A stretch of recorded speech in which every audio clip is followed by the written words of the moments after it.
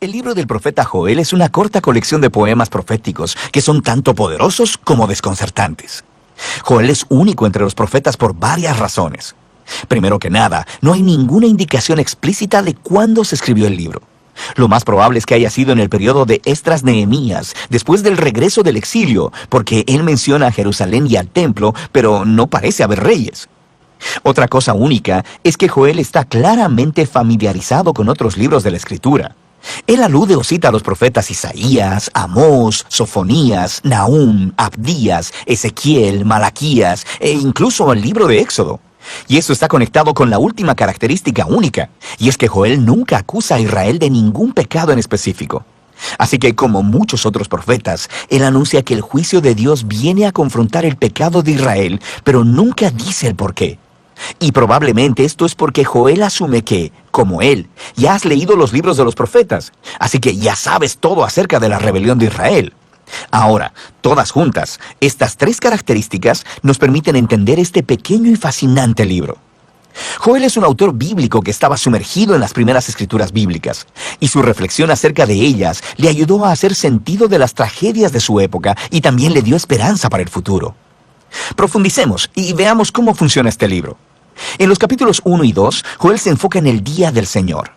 Este es un tema clave en los profetas y describe eventos en el pasado, cuando Dios se apareció de manera poderosa para salvar a su pueblo o para confrontar la maldad. Piensa en las plagas en el libro de Éxodo.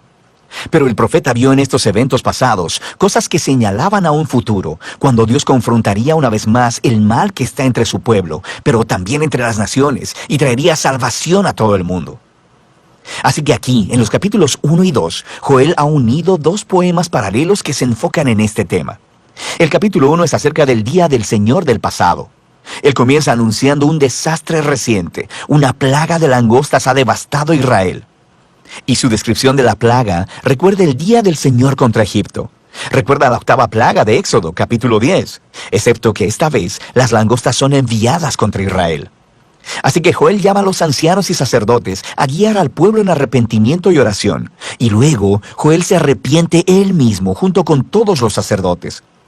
El capítulo 2 acompaña al capítulo 1 y tiene el mismo diseño poético y flujo de pensamiento. Así que Joel anuncia otro día del Señor, pero esta vez es en el futuro, no en el pasado. Es un desastre inminente que viene sobre Jerusalén. Y él comienza describiendo lo que parece otra ola de langostas, pero él utiliza imágenes militares y cósmicas. Las langostas se convierten en el ejército de Dios, como caballería y soldados que están marchando y destruyendo todo a su paso. Y el sol se oscurece, la tierra tiembla, y Joel dice, terrible es en verdad el día del Señor, ¿y quién podrá soportarlo? Y así, una vez más, Joel llama al pueblo a orar y arrepentirse, y él les dice cómo hacerlo. Rasguen sus corazones, no sus vestiduras, y vuélvanse a su Dios. En otras palabras, Joel sabe que el arrepentimiento puede ser solo un espectáculo que haces para salir del problema. Y dice que Dios no está interesado en eso. Él quiere un cambio genuino para que su pueblo deje su egoísmo y maldad. Y luego, Joel dice por qué Israel debe arrepentirse. Porque Dios es compasivo y clemente, lento para la ira y abundante en misericordia. Él aquí está citando del libro de Éxodo sobre cómo Dios perdonó a Israel después de que hicieron el becerro de oro. Y a partir de esa historia, Joel aprendió que la misericordia y el amor de Dios son más poderosos que su ira y su juicio. Y así, él guía al sacerdote en actos de arrepentimiento y oración, pidiéndole a Dios que perdone a su pueblo. Y justo después de estos dos poemas, la escena cambia. Tenemos una breve narrativa acerca de la respuesta de Dios al arrepentimiento de Joel y del pueblo. Dios se llenó de celo por su tierra y tuvo piedad de su pueblo. Luego, Dios dice que revertirá los devastadores efectos de este día del Señor y lo convertirá de juicio en salvación. Primero, Él derrotará a los amenazadores invasores, que presumiblemente eran las langostas, y Él hará que se conviertan en su propia ruina. Luego, Él restaurará la tierra devastada y la traerá de vuelta a la vida, haciéndola abundante una vez más. Y finalmente, Dios dice que Él traerá su divina presencia entre su pueblo. Será real y accesible para todos. Ahora, hasta este punto, los poemas cuentan una historia poderosa acerca de Joel guiando a Israel a ver cómo su pecado los llevó al desastre y al juicio divino, y que con el Dios de misericordia siempre hay esperanza. Pero Joel ve en todos estos eventos del pasado una imagen del día del Señor en el futuro. Así que, en la sección final del libro, Joel escribe 3 poemas adicionales, donde la respuesta de Dios se expresa en 3 partes. Y él entreteje imágenes de otros libros proféticos y expande hasta crear una visión de esperanza para toda la creación. Primero, la esperanza de la presencia de Dios entre su pueblo se expande en una promesa acerca de cómo, en un día futuro, el mismo Espíritu de Dios, la presencia viva de su persona, llenará no solo el templo, sino a todo su pueblo.